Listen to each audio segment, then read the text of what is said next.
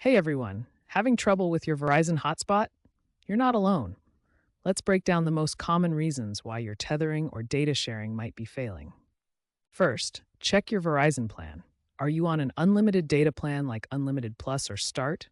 If so, remember that after you use a certain amount of hotspot data, usually around 15 gigabytes, 22 gigabytes, Verizon might slow down or throttle your speeds.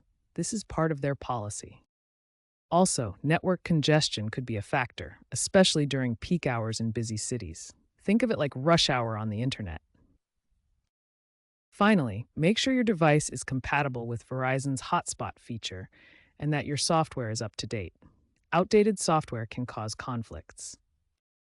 Keep in mind also that VPNs can cause conflicts.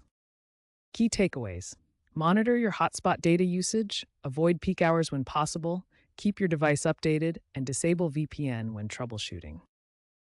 Let's troubleshoot your Verizon hotspot step by step. We'll start with the basics and work our way through solutions.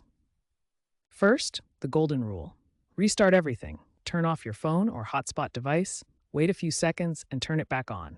This simple step clears temporary glitches that often cause hotspot issues. Next, double-check your hotspot settings. Make sure the password is correct and that the SSID, the name of your hotspot, is visible. Also, confirm the hotspot is enabled. Now, confirm your APN settings are correct.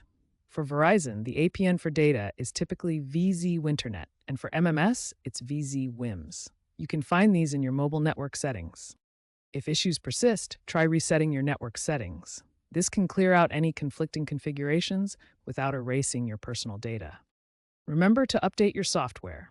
Check for and install any available updates, as these often fix known bugs and improve hotspot compatibility.